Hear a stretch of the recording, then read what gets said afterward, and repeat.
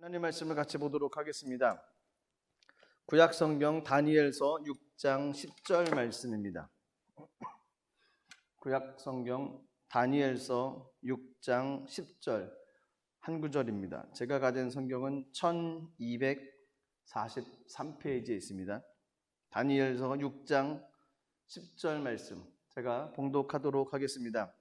다니엘이 이 조서에 왕의 도장이 찍힌 것을 알고도 자기 집에 돌아가서는 윗방에 올라가 예루살렘으로 향한 창문을 열고 전에 하던 대로 하루 3번씩 무릎을 꿇고 기도하며 그의 하나님께 감사하였더라. 아멘. 기도하겠습니다. 살아계신 하나님 은혜를 감사드립니다. 우리에게 허락하셨던 성경 말씀, 하나님 말씀 허락하신 것을 감사드립니다. 이 말씀에 생명이 있고 이 말씀을 깨닫게 하시고 이 말씀을 통해서 우리에게 주시고자 하는 레마의 말씀을 듣게 하여 주시옵소서. 하나님 그리하여 이 땅의 삶에서 주의 말씀을 가지고 이겨나갈 수 있도록 은혜를 내려 주시옵소서. 세상에 힘들고 어렵다 할지라도 주의 말씀 안에 거할 때 소망이 있고 주의 말씀으로 무장할 때 다시 한번 이겨나갈 수 있는 힘이 있는 줄 믿사오니 하나님 주의 말씀을 통해서 하나님 레마의 음성을 들을 수 있도록 성령이여 인도하여 주시옵소서. 세상이 아직도 혼탁한 가운데 있습니다. 하나님 이 땅 가운데 모든 악한 것들이 물러가게 하시고 비성경적인 논리로 이야기하는 모든 것들이 사라지게 하여 주시옵소서. 하나님 말씀으로 이 세상을 다스릴 수 있도록 은혜를 내려주시고 모든 정치자들 위정자들을 기억하셔서 말씀 위에 굳게 서게 하여 주시옵소서. 하나님 이 땅을 축복하시고 이 땅의 교회들을 축복하시고 이 땅의 하나님 백성들을 축복하여 주시옵소서. 하나님 많은 재단 가운데 특별히 봄된 재단 지키심을 감사드립니다.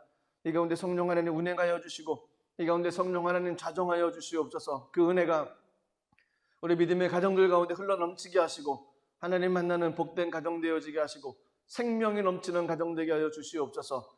하나님 이 시간 주님께서 허락하셨던 말씀 주님 주신 마음 함께 나누기를 원합니다. 하나님 그 마음으로 무장하게 하시고 하나님 허락하셨던 진리 위에 굳게 설 수 있는 은혜를 더하여 주시옵소서. 주님께 감사드리며 예수님 이름으로 기도드리옵나이다. 아멘. 다니엘 6장 10절 말씀을 가지고 습관을 바꿉시다 라는 제목으로 같이 말씀을 나누도록 하겠습니다.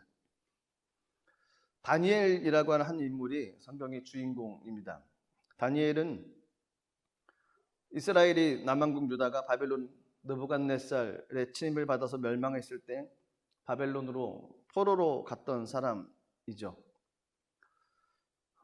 신앙적인 이유 그리고 민족의 자존심 또 동포의 여러 가지로 인해서 바벨론에서 베푸는 산의 진미를 거부하고 채소만을 먹었던 사람으로도 또 알고 있습니다. 그런데 다니엘은 포로의 신분임에도 불구하고 하나님의 도우심과 또 하나님의 은혜로 말미암아서 총리의 자리까지 올라가게 되어졌던 인물이기도 합니다. 그러다 보니까 많은 사람들이 시기 질투를 합니다. 많은 사람들이 미워하고 적들이 많았던 인물이 다니엘이었습니다. 한꺼번에 빠른 승진과 또 그 자리를 계속 이어갈 수 있었던 다니엘. 많은 사람들이 그 자리를 노리고 그 사람을 내려뜨리려고 했던 많은 일들이 성경에 보여지고 있습니다. 다니엘이 우상 숭배를 하지 않는 것을 보고 또 바벨론 왕 다리오에게 상소를 하면서 그를 모함하기 시작하는 내용이 이제 오늘 본문이 있었던 그 앞뒤의 내용이기도 합니다. 다니엘 6장 7절 말씀을 보시면 이렇게 상소를 했습니다. 나라의 모든 총리와 지사와 총독과 법관과 관원이 의논하고 왕에게 한 법률을 세우며 한 금령을 정하실 것을 구하나이다. 왕이여, 그것은 곧 이제부터 30일 동안에 누구든지 왕 외에 어떤 신에게나 사람에게 무엇을 구하면 사자굴에 던져 넣기로 한 것이니이다. 신하들이 이런 글을 올렸습니다.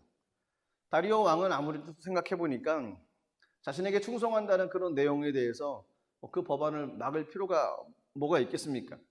그래서 그 법안을 이제 허락을 해주고 옥새를 찍고 법령이 반포가 되어졌습니다. 그 법령이 반포가 되어진 반면 다니엘에게는 이제 좀 위기 상황이 몰려오게 됐습니다. 왜냐하면 그 상소를 냈던 것 중에 하나가 다니엘을 모함해서 다니엘을 무너뜨리려고 했던 사람들의 음모이기 때문에 그렇습니다. 다리오 왕의 법에 순종을 하면 야훼 하나님으로부터 등을 져야 되는 것이고요. 찬양할 수도 없고 기도도 할 수 없고 하나님을 섬길 수도 없는 모습이 되어집니다. 하지만 왕의 법에 불순종하면 그 모든 자리에서 한순간에 내려올 수밖에 없는, 그리고 사자의 밥이 될 수밖에 없는, 사느냐 죽느냐의 위기에 놓여 있는 것이 지금 다니엘의 모습이었습니다. 공식적으로 법안이 발표되어지고 이것을 지킬 것인지 말 것인지, 이런 순간에 있어서 다니엘이 했던 고백이 오늘 읽었던 다니엘 6장 10절 말씀입니다. 근데 아무리 봐도 다니엘이 왕에게 가서 자기의 사정을 얘기하고 좀 봐주십시오, 좀 은혜를 베풀어 주십시오, 이렇게 얘기한 구절이 나오지를 않습니다. 오늘 10절 말씀을 다시 보시면 다니엘이 이 조서에 왕의 도장을 찍힌 것을 알고 있었던 거죠. 다니엘이 왕의 도장에 찍힌 것, 어떤 내용인지, 그리고 그 내용에 대해서 어떤 형벌이 있는지도 알고 있었다는 거였습니다. 찍힌 것을 알고도 자기 집에 돌아가서는 윗방을 올라가 예루살렘으로 향한 창문을 열고 전에 하던 대로 하루 3번씩 무릎을 꿇고 기도하며 그의 하나님께 감사하였더라. 다리오 왕이 내린 법령을 다니엘은 잘 알고 그것이 얼마나 중요한지, 얼마나 엄한 명령인지 잘 알고 있었습니다. 하지만 다니엘은 굴하지 않았습니다. 이 10절 가운데서 가장 제 마음 가운데 왔던 단어는 전에 하던 대로라는 거예요. 전에 하던 대로 윗방에 올라가서 예루살렘을 향한 창문을 열고 하루에 3번씩 무릎 꿇고 하나님께 감사하며 기도했다는 겁니다. 윗방에 올라가 위쪽으로 올라가는 모습, 행동에서 나오는 단어로 출발을 되어졌던 단어입니다. 결국 윗방으로 올라갔다는 건 2층으로 올라갔다는 겁니다. 그 당시 사회적으로 지위가 높았던 사람들이 2층에 있던 집을 사용을 했었던 겁니다. 그러니까 아무래도 총리다 보니까 당연히 2층 집에 거했겠죠. 그리고 2층으로 올라가서 하나님께 기도하며 나갔다는 겁니다. 이 다니엘의 기도를 보면 그것은 자신의 목숨을 건 행동이었고요, 자신의 위치를 내걸 수 있는 행동이었습니다. 세상 사람들이 보기에는 참으로 어리석은 행동이었을 겁니다. 왜 이런 사람들이 얘기가 없었을까요? 왕의 명령을 내린 30일 동안만 좀 참아라, 하지 말라는 것이 아니라 명령을 내는 그 기간만 하지 말고, 그리고 끝난 다음에 너희 하나님께 기도하면 되지 않겠냐, 이런 얘기를 왜 하지 않았겠습니까? 충분히 사람들이 모이는 사회에서는 이런 얘기 충분히 오갈 수 있는 상황일 겁니다. 습관대로 하지 말고 잠시만 참아라, 한 달만 참아라, 한 달만 참고서 그리고 다음에는 마음껏 해라. 그럴싸한 유혹 아니겠습니까? 저희가 살아가고 있는 이 땅에서도 이런 비슷한 유혹들이 얼마나 많습니까? 굳이 지금 하지 말고 조금만 참아라, 이렇게까지 할 건 없고 이렇게 했으면 좋겠다. 다니엘은 좀 유별난 신앙을 가졌던 사람인 것 같습니다. 그 이야기는 세상과 타협하지 않았던 사람이었습니다. 그가 믿고 있는 믿음의 신앙, 그 신앙의 주권자 되신 하나님을 절대적으로 신뢰하고 그 하나님께로 의지하며 말씀을 잡고 나갔던 사람이 다니엘이었습니다. 다니엘과 세 친구들이 어렸을 때, 어린 나이에 바벨론 포로로 잡혀와서 왕궁에 지내는 동안에 그들이 뜻을 정했다고 다니엘서 1장에 기록되어 있습니다. 다니엘이 뜻을 정했습니다. 뜻을 정하고 난 이후에 왕의 음식, 제사 드렸던 음식을 먹지 않겠다라고 결심을 했습니다. 그래서 누가 더 포동포동 살찌느냐 재보자라는 이야기까지 나오지 않았습니까? 하지만 하나님께서는 고기를 먹지 않고 채소만 먹고 있음에도 불구하고 얼굴이 초췌해지지 않고 훨씬 살도 찌고 요즘 말로 하면 기름기도 좀 끼고 얼굴에도 아름답게 되어졌던, 보기 좋게 되어졌게 하나님께서 인도해 주셨던 거였습니다. 다니엘은 그만큼 자신이 가지고 있던 믿음대로 행했던 사람이 다니엘이었습니다. 행동으로 옮긴 삶이 그의 삶이었습니다.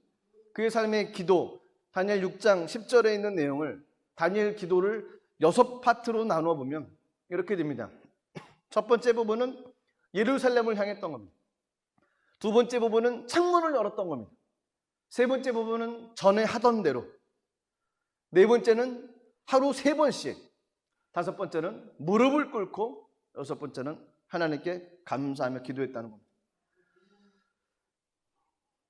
예루살렘을 향했다는 겁니다. 왜 예루살렘을 향해서 기도를 했을까요? 그가 예루살렘을 향해서 기도한 이유가 도대체 뭘까요? 열왕기상 8장 48절부터 50절까지의 내용을 보면 솔로몬이 성전을 짓고 낙성식을 하면서 기도한 내용이 나옵니다. 열왕기상 8장 48절에서 50절 말씀입니다.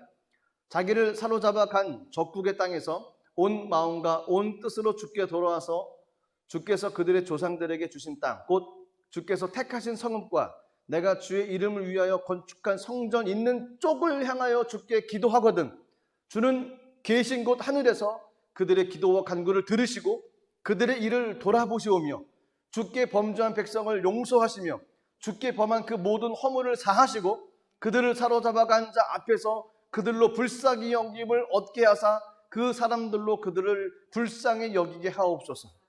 이 기도가 도대체 어떤 기도겠습니까? 다니엘이 했던 예루살렘을 향했던 기도는 그가 그냥 성전을 향해서 기도했다 그런 의미가 아니었습니다. 솔로몬이 기도한 그 내용, 그것을 믿고 그 말씀을 신뢰하고 그 말씀 따라서 예루살렘을 향해서 기도했던 거였습니다. 포로로 잡혀간다 할지라도 그곳에서 죄를 깨닫고 그 땅에서 주의 이름으로 건축한 이 성전 쪽을 향하여 기도하면 주께서 돌이켜 주시겠다는 기도 내용이었습니다. 그러니까 성전을 향해서 기도할 때 하나님께서 들어주신다는 솔로몬의 낙성식을 하면서 올렸던 그 기도의 내용을 다니엘이 마음으로 새기고 그것을 가지고 기도했던 거였습니다. 다니엘이 기도한 예루살렘을 향하여라는 것은 어떤 의미겠습니까? 예루살렘을 향하여, 그것은 말씀 붙잡고 기도한다는 거였습니다. 약속의 말씀을 의지한 기도였던 거였습니다. 그렇습니다. 저희들이 기도할 때 하나님 말씀 붙잡고 기도하는 것이 가장 좋습니다. 하나님께 주셨던 레마의 말씀, 내게 주신 말씀, 하나님께서 내게 허락하셨던 말씀, 이거는 그냥 주시지 않고 그 말씀 이루시기 위해서 주신 말씀이기 때문에 그 말씀을 놓지 말고 기도를 해야만 됩니다. 끝까지 아무리 힘들고 어려워도 그 말씀을 놓아서는 안 됩니다. 기도는 내 뜻을 이루는 것이 아니고 하나님의 뜻을 이루어지는 것, 하나님의 뜻을 이루는 것 아니겠습니까? 그러니까 하나님께 내게 주신 말씀, 그것이 정답이라는 겁니다. 그래서 말씀 붙잡고 기도하는 것, 그것이 다니엘이 예루살렘을 향하여 기도했던 거였습니다. 예루살렘을 향한 기도, 그것은 아무래도 다니엘의 마음이 성전을 향했다는 것 아니겠습니까? 그 마음의 중심이 성전을 향하고 있다는 것입니다. 저와 여러분들의 마음은 어디를 향하고 있습니까? 나의 마음이 어디를 향하고 있습니까? 그곳에 우리들의 마음이 있는 것입니다. 저희들의 관심이 있는 것이고 저희들의 생각이 있는 것이고 저희들의 계획이 있는 것입니다. 마음을 하나님께로 가야만 됩니다. 하나님 향해서 마음을 올려드려야만 됩니다. 우리 마음을 하나님께로 열어야만 된다는 겁니다. 다니엘이 첫 번째로 기도했던 예루살렘을 향하여라는 의미는 바로 그것입니다. 말씀에 의지해서 한 기도, 그의 마음을 성전을 향해서 했던 기도라는 겁니다. 창문을 열었습니다. 창문을 열다는 것은 문자적으로 보면 이런 의미랍니다. 그리고 창문들이 열린 상태에서, 그러니까 창문을 열었다는 것은 뭐 공기 순환을 위해서 열어놓은 것일 수도 있지만 창문이 보여지게끔 열어놨다는 겁니다. 그래 보니까 그렇게 열어놓은 것은 밖에서 들여다볼 수 있는 모습이라는 겁니다. 그 이야기는 다니엘이 창문을 열고 기도했다는 것은 볼 수 있다는 거죠. 그러니까 다니엘이 하나님께 기도하는 것을 사람들이 볼 수 있는 거였습니다. 나 기도합니다 라고 얘기하는 것하고 똑같다는 겁니다. 그러니까 다니엘 입장에서는 위험한 거였습니다. 문을 닫고 기도하면 안 보이지 않습니까? 문을 닫으면 안 보입니다. 하지만 문을 열어놓고 창문을 활짝 열어놓고 기도했다는 것은 많은 사람들 앞에 아무리 법령이 그렇고 아무리 형벌이 무서워도 난 하나님께 기도하는 사람이기에 기도합니다 라는 표현이었습니다. 믿지 않는 사람들 보기에 얼마나 어리석다고 얘기를 할까요? 그 창문 열어놓고 닫고 기도한들 하나님이 안 들어주실까? 닫고 기도하지. 뭘 이렇게 티내려고 문을 열어놓고 기도하나? 알고 봤더니 다니엘은 문을 열고 기도했던 사람 같아요. 늘 창문을 예루살렘을 향해서 창문을 열고 기도했던 것 같아요. 왜냐하면 그 다음 단어가 있기 때문에 그렇습니다. 전에 하던 대로. 이 전에 하던 대로는 나중에 좀 보겠습니다. 네 번째로 다니엘이 했던 모습은 하루에 3번씩. 학자들은 얘기를 합니다. 여기서 3번은 아침, 점심, 저녁일 것이다. 저도 그렇게 생각을 했습니다. 아침, 점심, 저녁. 그러니까 아침 시간에 그리고 정오 시간에 저녁 시간에 하루 그렇게 3번 기도를 했다는 겁니다. 자신의 집 2층에서 하루에 3번씩 기도하기 위해서는 아침에 출근하고 저녁에 퇴근해서 기도하고, 점심이 문제 아니겠습니까? 점심에 집에 와서 기도하고 다시 가는 겁니다. 좀 바쁘지 않았을까요? 시간적으로 쫓기지 않았을까요? 좀 번거롭다고 생각하지 않았을까요? 하지만 다니엘은 번거롭다고 생각하지 않았던 거죠. 하나님 앞에 기도했던 영적 전쟁, 영적인 싸움이 시작됐던 거였습니다.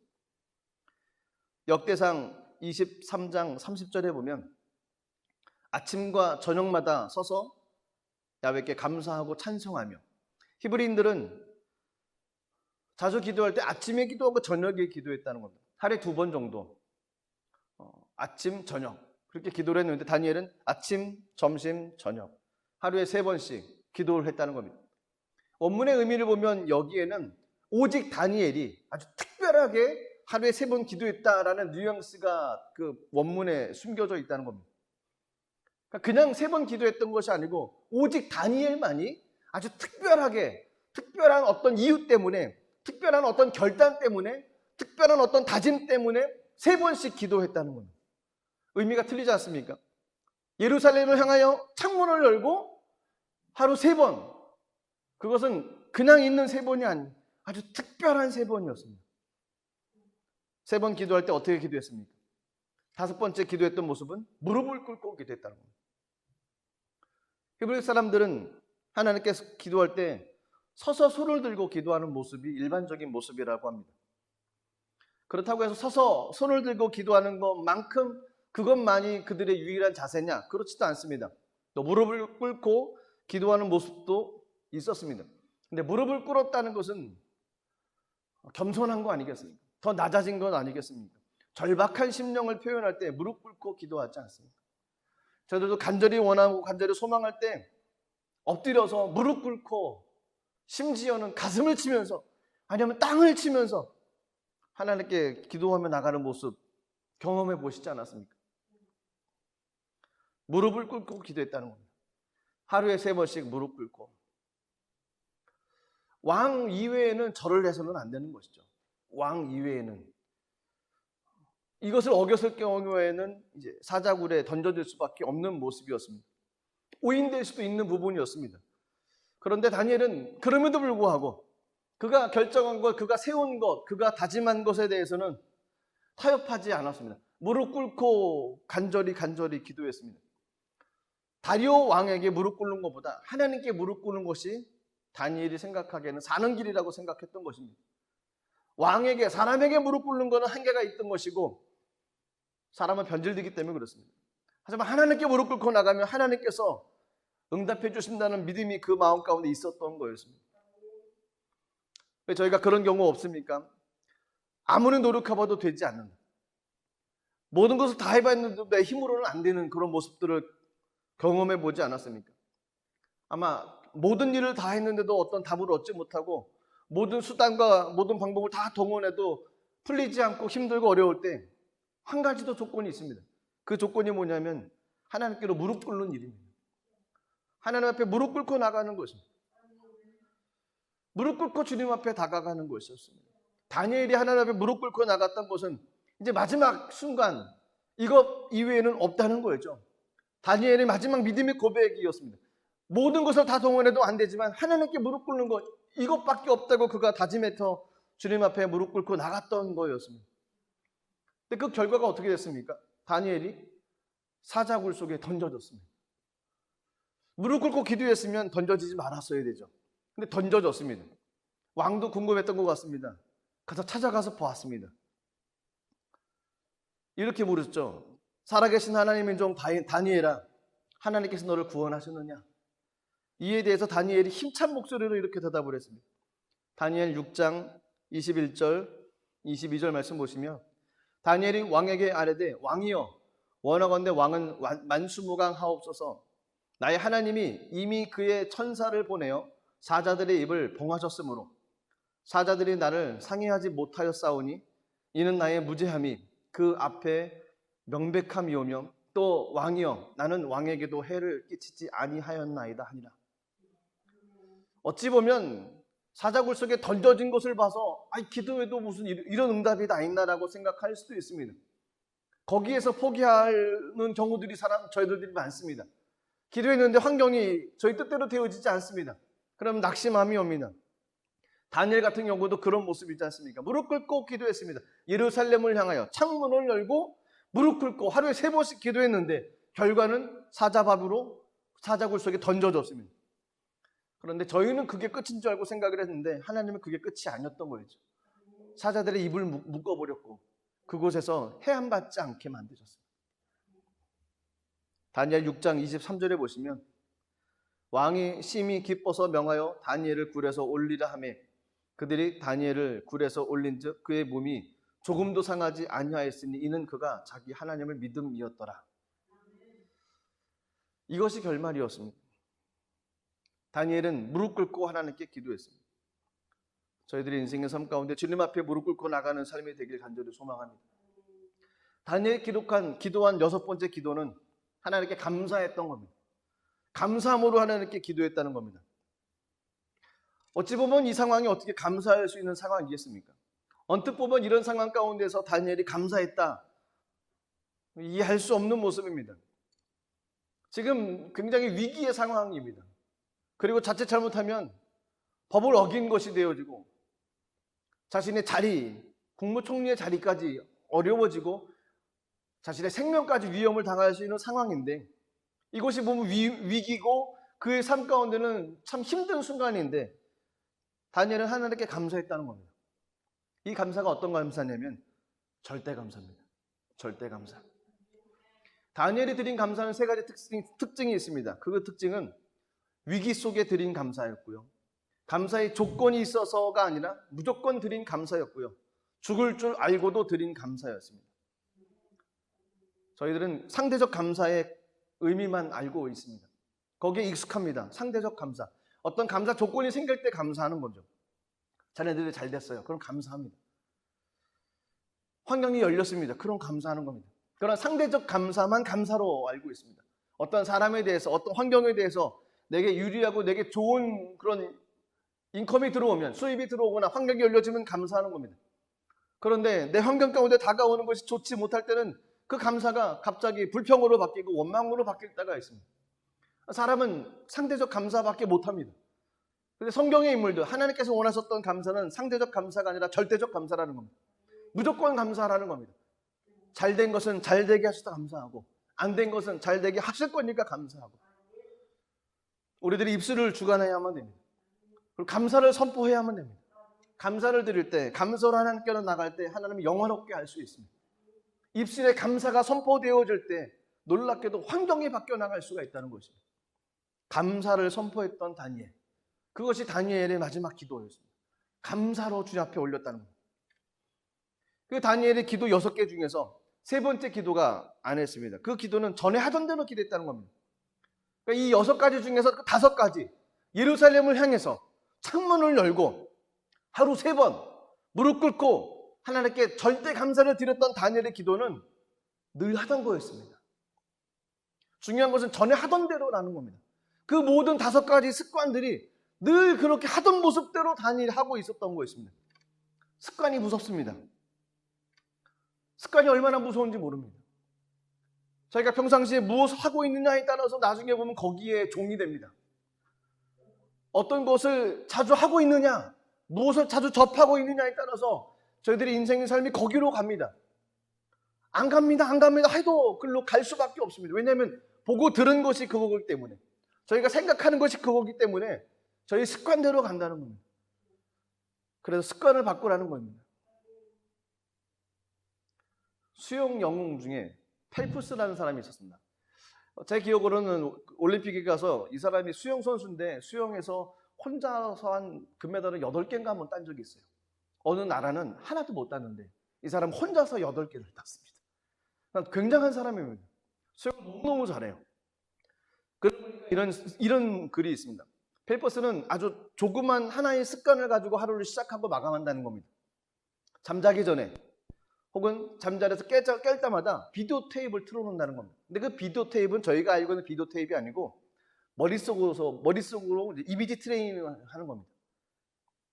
이것을 그 코치가 어렸을 때부터 10대 시절부터 그에게 매일 이 이미지 트레이닝 그 비디오 테이프를 틀어놓고 출발부터 수영을 나가는 순간부터 몇 초에 어떻게 하고 몇 초에 턴을 하고 뭐 이런 자세한 것까지 늘 자기 전에도 생각을 하고 깨어나서도 생각을 하는 모습이 10대 시절부터 계속 있었다는 겁니다.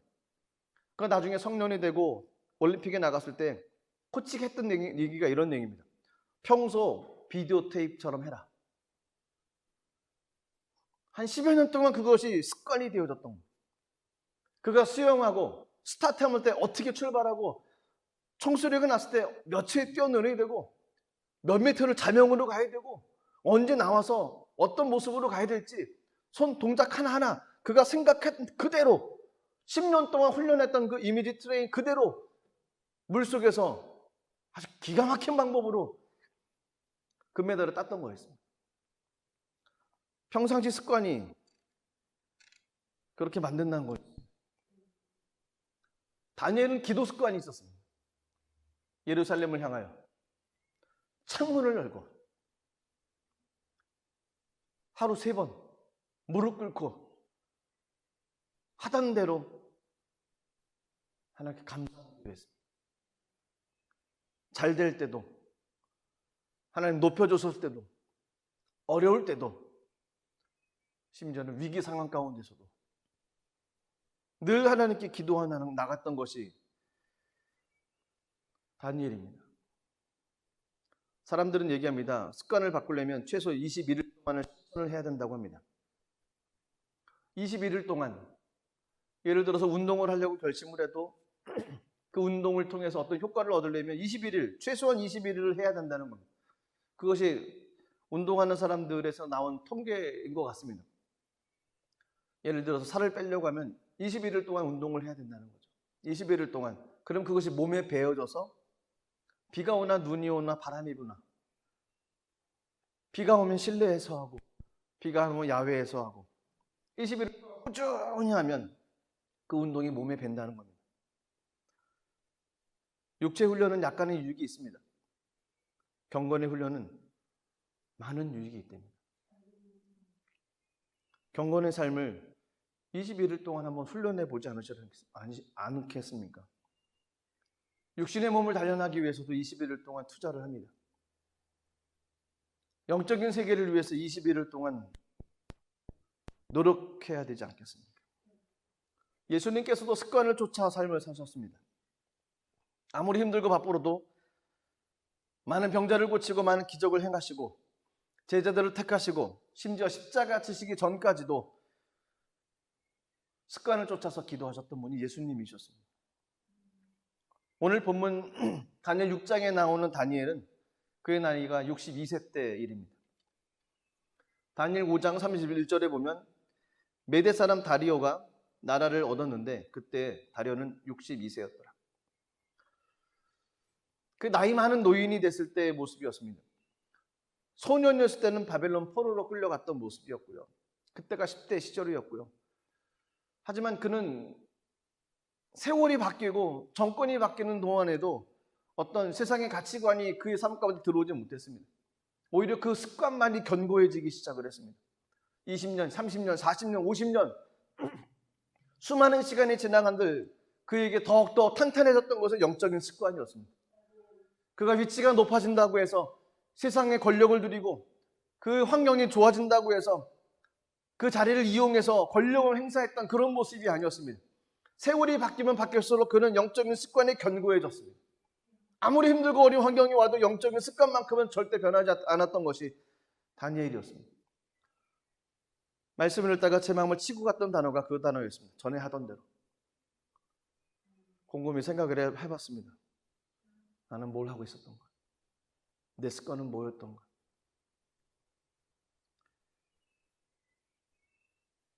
기도 시간을 잡고 간다는 것이 쉽지 않습니다.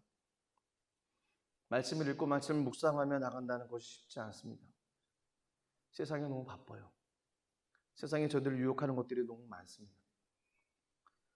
중요한 것을 잡아야 됩니다. 그리고 그것이 습관이 되어야만 됩니다. 다른 것이 습관이 되어지면 저는 인생의 방향이 바뀌어집니다.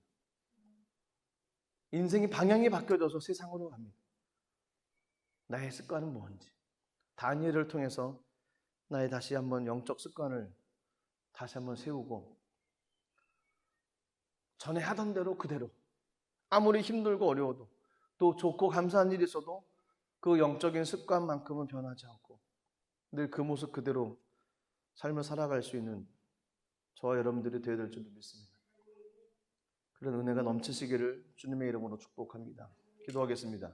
하나님, 은혜를 감사드립니다. 하나님 앞에서 기도하고 주님과 동행하며 나갈 수 있는 은혜, 말씀을 대하고 찬양하며 예비하며 나갈 수 있는 은혜를 주신 것 감사함을 드립니다. 영적인 습관을 잘 기억하며 그 영적인 습관을 통해서 하나님 앞에 더욱더 가까이 나갈 수 있도록 은혜를 허락하여 주시옵소서. 우리가 약할 때 강함 주시는 주님, 우리가 넘어지고 쓰러질 때 세워주시는 주님, 합력할 선을 이루어주시는 주님, 그 하나님께 절대 감사하며 늘 하던 대로 기도하며 나가는 우리들의 삶의 모습이 되게 하여 주시옵소서. 예수님의 이름으로 기도드리옵나이다. 아멘. 우리 마지막으로